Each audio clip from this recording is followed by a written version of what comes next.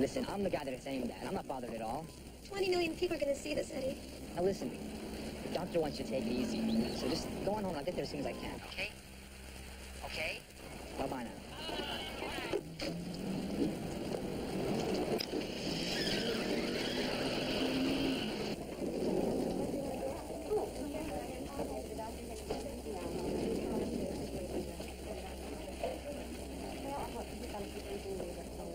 Mr. Daniels? Yeah. I'm very sorry about what happened. Yeah. I apologize about approaching you at a bad time. My name is Billy Newman. I'm from the Tribune. What? If you don't mind, I'd like to ask you just a few questions. Are you crazy? Haven't you done enough already? Get out of here. I'm sorry. I know this isn't the best time to talk. You did this. You reporters. You made us lose our baby. You lie, you distort things just to make your news. You have the nerve to come around here now. Why don't you just get out of here? Mr. Daniels, I'm sorry. Did you hear me? I said get out of here. What? Some guy in Encino hauled his ex-wife into court for car abuse. Car abuse? What's that? On a divorce settlement, she got custody of the Rolls Royce. He claimed that she abused the car by loading it with houseplants and fertilizer. Maybe she was landscaping. The judge awarded them joint custody. She gets the car during the week, he gets it on weekends and holidays. Thanks a lot, Art. That was really unfair, you know. What'd I do? You asked me to go over to the Sisters of Mercy Hospital and check on Monica Daniels. You said only if you had time. Well, I had time, but you didn't warn me that her accident was caused by a story in a scandal sheet. What? She saw this, and it got her so upset that she cracked up her car. She had a miscarriage. Eddie Daniels was just about out of his mind, and I don't blame him. They suggest here that she was having an affair with a photographer who's the real father of her baby. Daniels blew up at me. I thought he was going to take a swing at me like he did when he broke his racket at the U.S. Open last year. Scientists create all-white meat chicken. Are you married to an extraterrestrial? Lose 6 pounds while you sleep. Can I borrow that when you're through with it? That Janet Hart. Yeah. It's a lousy picture of her. It's like they got her when she was sneezing. Janet Hart, boy, she was in... It seems that before she became everyone's favorite mom on TV, they say that she was an entertainer in Vegas, that she entertained men on the side. Oh, Janet Hart. No kidding. Yeah. Do you see what happens? They start these ridiculous rumors. There are always going to be people who think that Monica Daniels was sleeping around and that Eddie is not the father of her kid. Who? Monica Daniels. Really? Oh, I'm really intrigued with this. you are intrigued by this junk? I'm intrigued that people read this junk. The junk has more readers than Time or Newsweek. There's a great story here. Where? Not here. Here. On a glamping. Yeah. Yeah, they're confusing the public about who's a legitimate reporter and who's a creep. Down in City Hall, he's about ready to crack. Crack him later. I want you to find out who's behind the Spectator. You can start by turning over a rock. I don't know. What's the matter, Charlie? I'm concerned about taking on these Spectator people. You're poking a bear. You hit them, they're gonna hit back.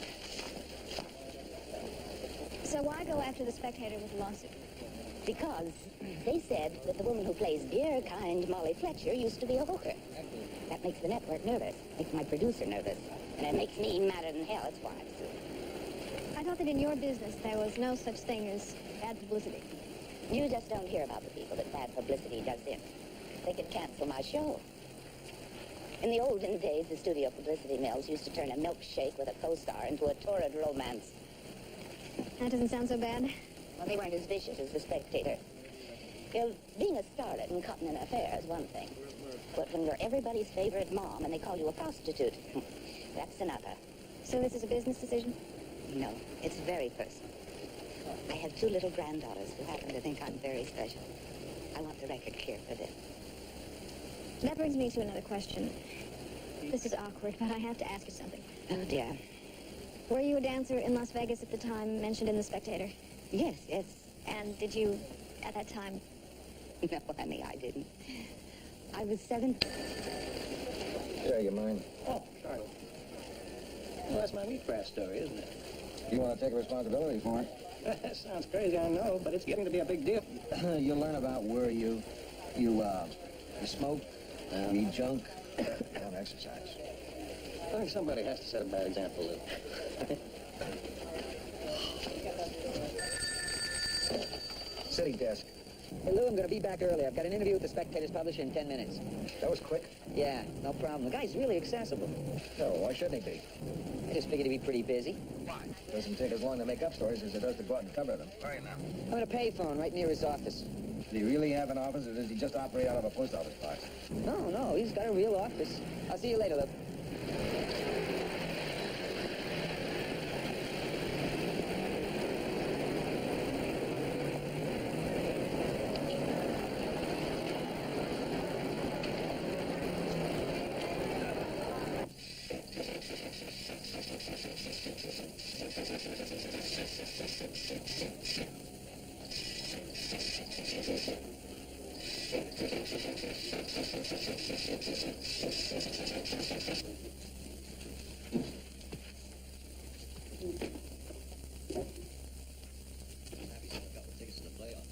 Okay.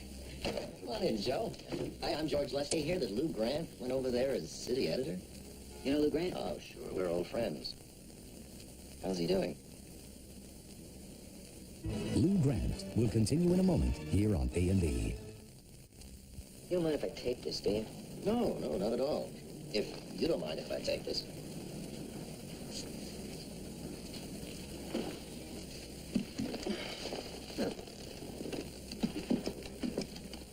So, how do you know Lou Grant?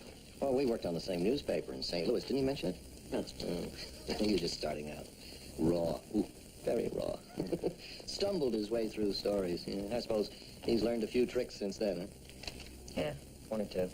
Well, anyway, say hello for me. I will. Okay, I'm curious about how the National Spectator got its start. Excuse me.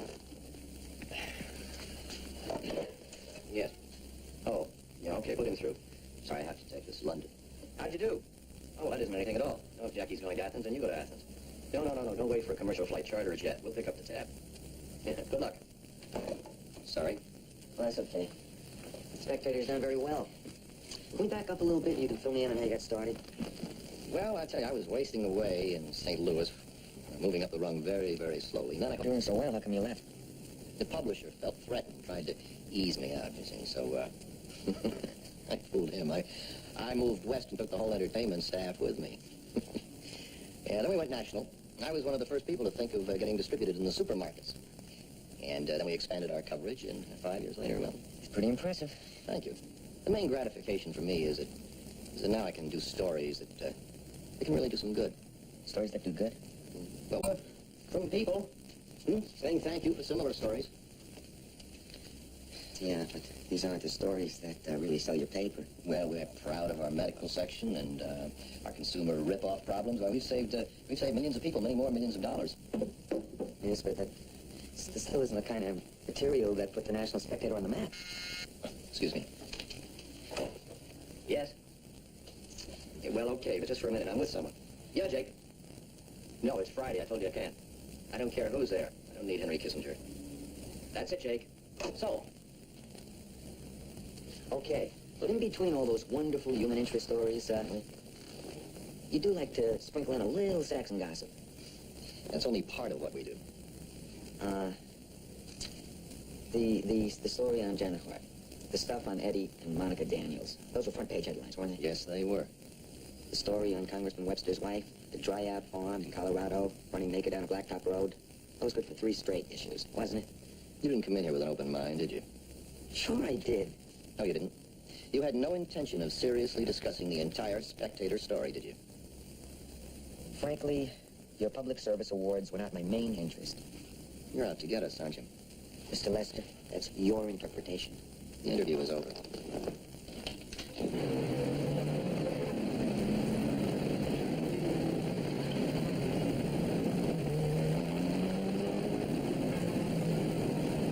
I could come there. I'm in Hancock Park. Thank you. Eddie's really going to be angry that I'm talking to you, but I know there are people going to believe what they read in that rag. I just want it said somewhere reputable that Eddie was the father of our baby. Do you have any idea why the Spectator would print something like that? They don't need a reason. I know that after we announced our engagement, it became a big thing. You know, the perfect couple. Tennis star and married fashion model. I even think the Tribune ran a story on us. Why did you talk to them? Why did you grant an interview? We didn't. We wouldn't. And that's what made them mad. So they made up interviews. Things we were supposed to have said about each other. It's hard enough being married or trusting without all that suggestion and innuendo. Did you ever demand a retraction? Billy, people like that don't retract. People like that climb over your fence at night and go through your garbage. You don't mean that literally. Oh, yes, I do. I don't know how else they could have gotten a hold of some of the stuff they printed. You know, the kind of things that you pitch in the trash. Old bills, notes from friends, letters that you start to write but never finish. And they started ending up in the Spectator? Yeah. And if the stuff they scrounged up wasn't hot enough, they'd fill in the gaps. Are you planning on suing? I'm just so exhausted. I don't know. They're just so big. I don't think you can win. George Lester says you and you went way back. I know a Gonzo Lester in Detroit. George Lester in St. Louis. Oh, geez. George Lester? You did know. Why didn't you tell me that before I saw him? Because you never gave me the guy's name. Even if you had, I never made the connection. I can't imagine George Lester being a publisher of anything. Well, he is, and he's doing rather well at it. Huh? So no pal to lose. Gotta be a lot of people that know George Lester. You've even got one here at the paper. Oh, Jerry Hollister used to write for the Spectator. what do you write, the health food beat? No, he was Holly's Comment, the astrological forecaster, and Dr. Gloria Holland, the diet lady. Hey, Jerry. Remind me to tell Charlie that I know the publisher of the Spectator. I'm working off a memo. I'll throw it in. Yeah, Lou. Oh, sorry. I hear you used to work for George Lester. Oh, I did. That was some years ago. Why do you ask? You know, we're doing a story on the Spectator. And we can use some help. It's just a freelancer, Lou. I round out a few columns, make a few bucks. Jerry, you must know somebody who'd open up to us. I tried to get to Lester's people, but they won't talk. They're very loyal. Yeah, well, a lot of people find him a good guy to work for. He pays well. Mm-hmm. Is there anybody who might talk? Well, let's see who knows him best. Damien Fox. We're very tight. They've been together for years. Oh, but then there's Clyde Whitcomb. Now, he's your best bet. What's his story? Well, I think he quit a few months back. He and Lester had an ego collision. Does he know anything? Oh, everything. He was one of Lester's hot shots. I had him away from the London Daily Mirror. You know, those English tabloid guys, they really know how to sling the mud very, very nasty. Yeah, he'd know all the inside stuff. Well, where can we find him? I think he's got a place on the beach. Can you go talk? Problem will be getting him to stop. Oh, I'm sorry.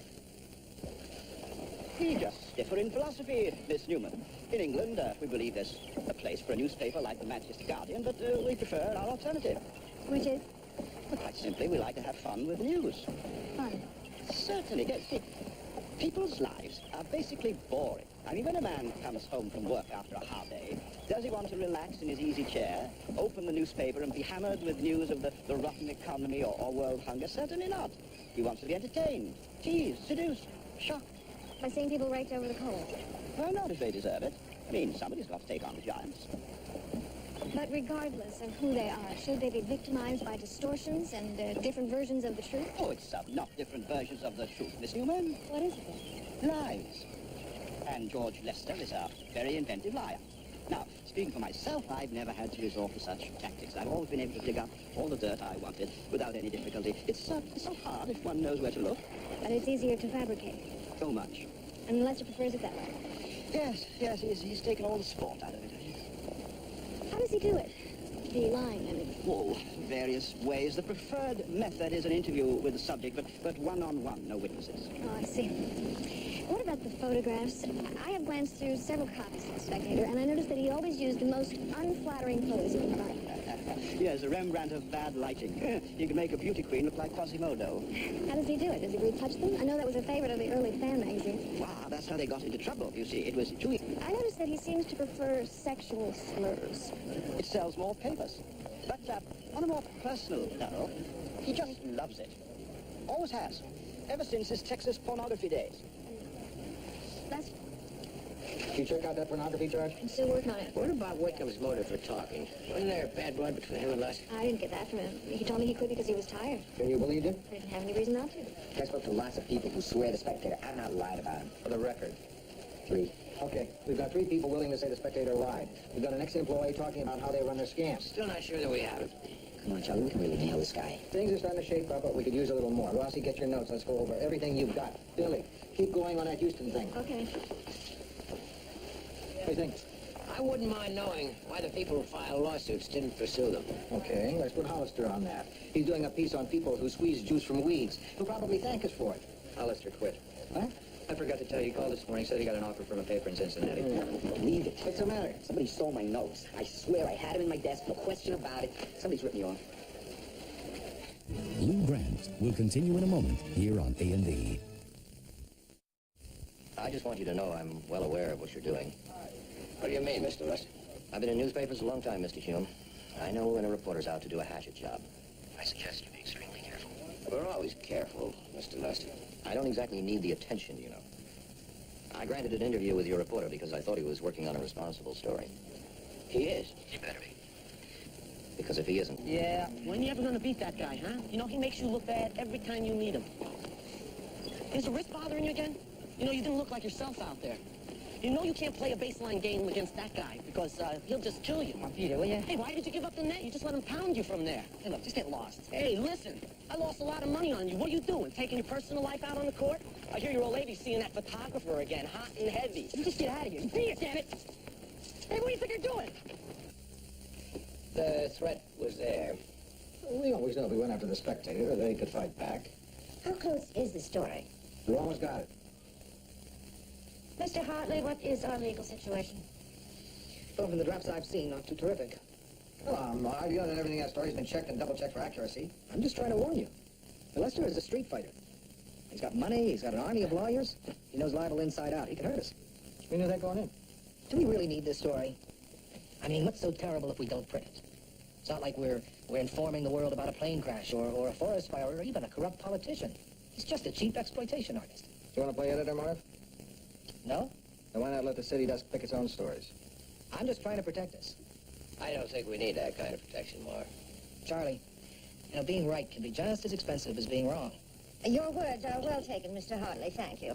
You've done your job. Now I'll do mine. Make sure that story is solid. Then let's give it everything we've got. What's wrong? I think if we stop here, we have enough to make a two-parter. Oh, yeah. Good. Could even be a three-parter. Two. This is terrific.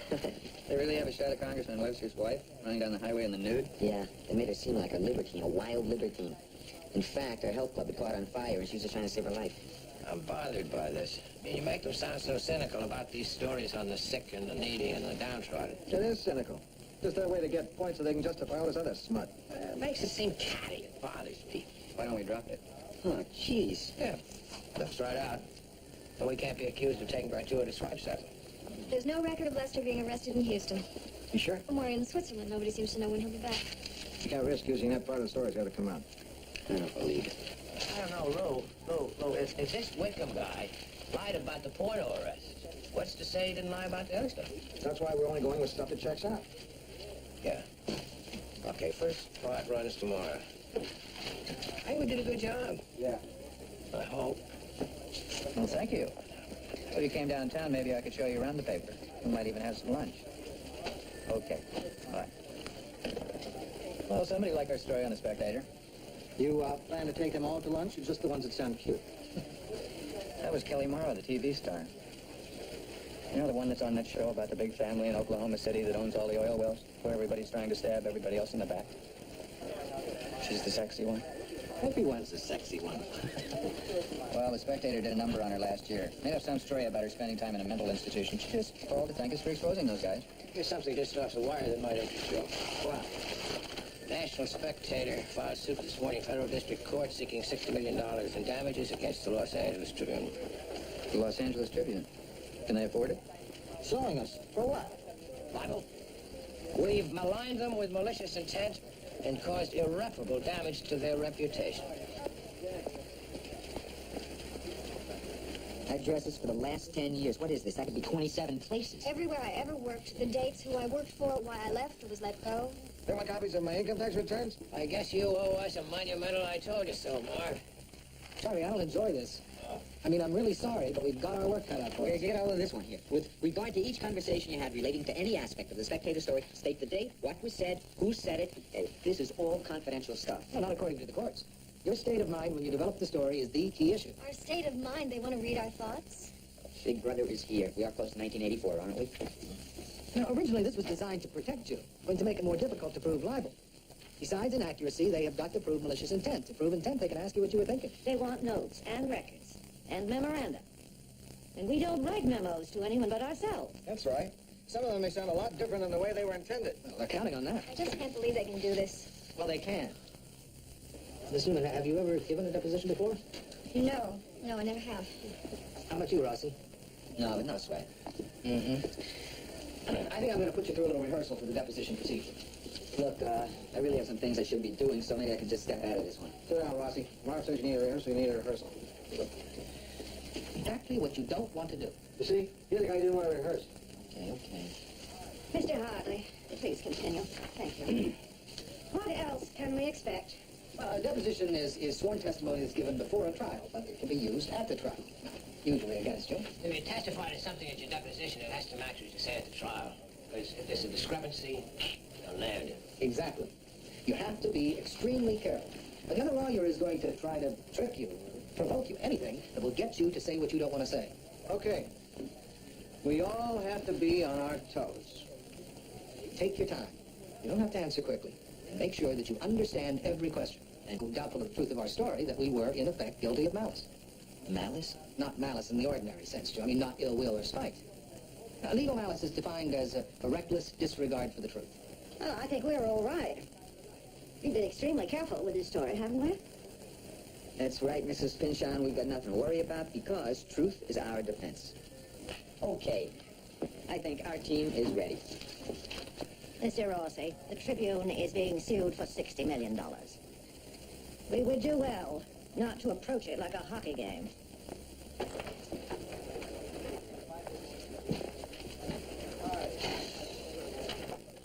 Lou Grant will continue in a moment here on A&E.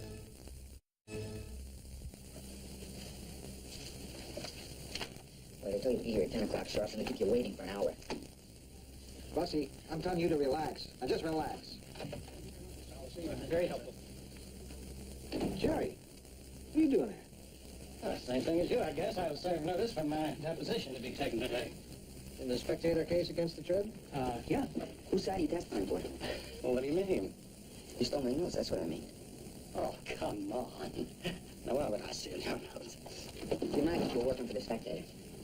Listen, you better be careful who you accuse of stealing. There's such a thing as slander, Mr. Rossi, you know. Oh, yeah? Slander. Get out of here, Jerry. Slander? Will you calm down? Look, I'm going to worry about you. He stole my notes, Lou. Listen, did you ever think that Lester might intentionally have had Hollister here just for this reason? So you blow your stack, then you'd get into the deposition and be so mad you'd say something you shouldn't have. Did you ever think of that, huh? Joe, you're up.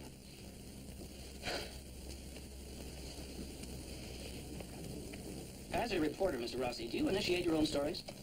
Well, sometimes. Sometimes. Well, how about the times when you don't? I could be assigned to something. I see. What happened in this case, the story about the Spectator? I was assigned to it. Assigned by whom? Lou Grant. And what position does Mr. Grant hold? He's the city editor of the Tribune. I see. And when you were assigned to this story, were you working on anything else at the time? Yes. Would you care to expand on that? No.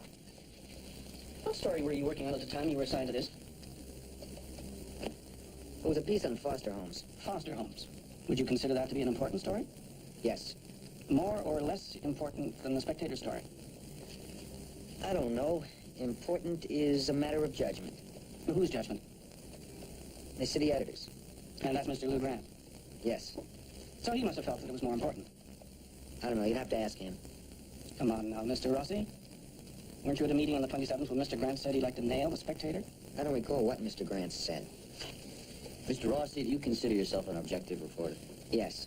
So when you went to interview Mr. Lester, you had no preconceived notions of him or the Spectator? That is correct. Just what was the intent of your story? Were you there to do a constructive piece? No, not exactly.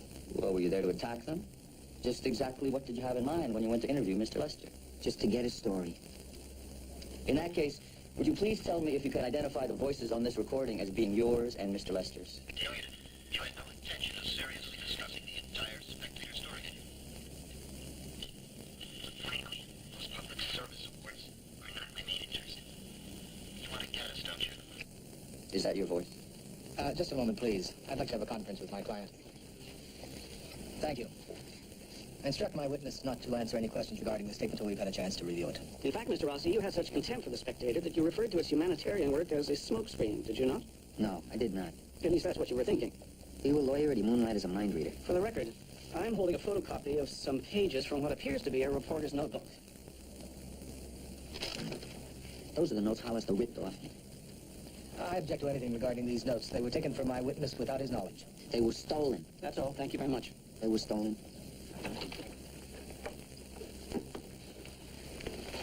How'd it go? I don't know. Okay, I guess. Hey, did a good job. It was rough, but he held up. Good. Good. Get it, your turn. Nice going.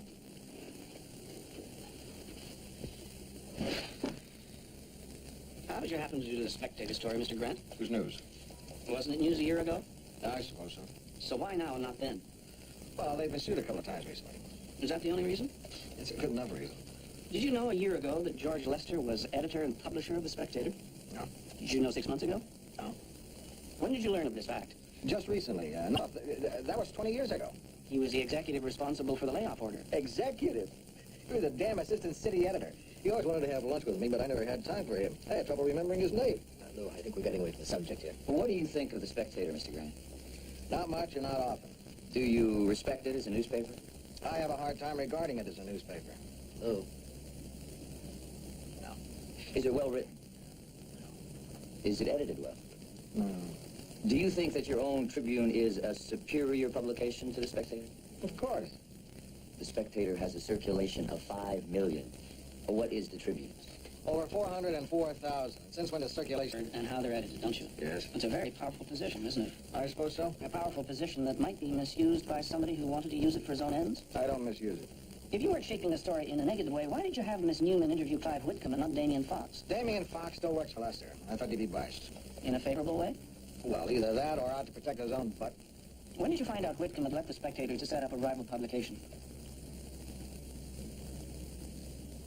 Rival publication. Surely you knew. Well, I didn't know that. If you had, would you have been a little more skeptical about Whitcomb's credibility? Maybe. I don't know. But you had such serious doubts about your story that you had your reporters double, even triple check their sources. I'm not going to answer that one. What? I'm not going to answer. Lou, you have to. If editors are forced to testify about their doubts, bear their thought processes to the world, do you realize what a chilling effect that's going to have? No, that's not the point here. Well, it should be.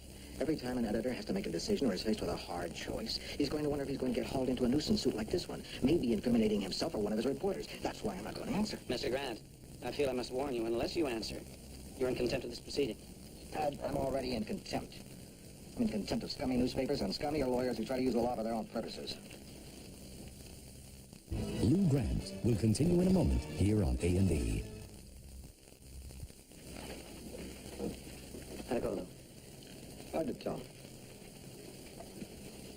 Good. Go with that. It reminds me. Whatever became of that story about the guy in the Treasury Department's son and his connection with the PLO? Total backward. I tell you, I just thought it was shaping up to be more trouble than it was worth. What do you mean? I was afraid of it. I thought we might be buying a lawsuit somewhere down the end of the road. Beckwith's liable to drop a lawsuit as fast as you can drop your hat. Why don't you find out what you got before you back off, Adam? If you want me to, I'll follow through on it. I want you to. What else we got? I got a story here about big money coming in from Taiwan being invested in California agriculture.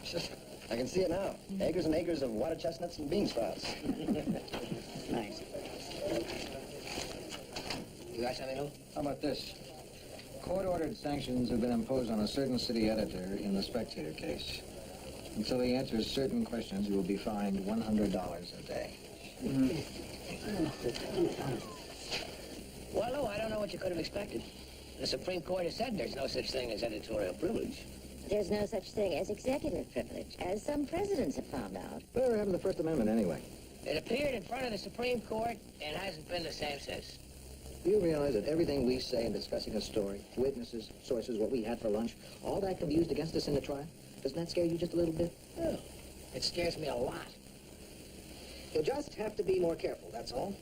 We just came out of a budget meeting where an editor was censoring himself before he even started a story because he was afraid it would bring a lawsuit. Newspapers are going to be so intimidated, we'll be double-checking the crossword puzzles before we run them.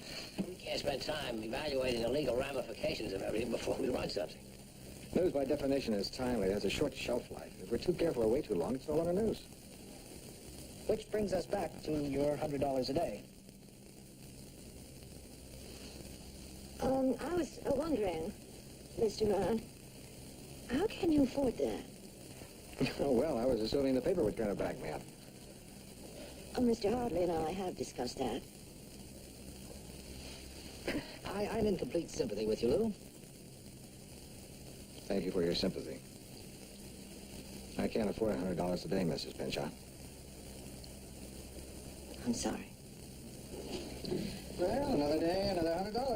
What did it cost you so far at the trip, taking care to be fair and accurate? Yeah, we try to be objective. We try to do a good professional job. Then we expose a disgrace like the Spectator, and we're the ones held in contempt. All we'll do is help their circulation. Kind of ironic, isn't it? You notice that too, huh? You know, Lou, you probably don't want my advice, but I don't see why you should bear the brunt of this whole thing. I think you should give them what they want.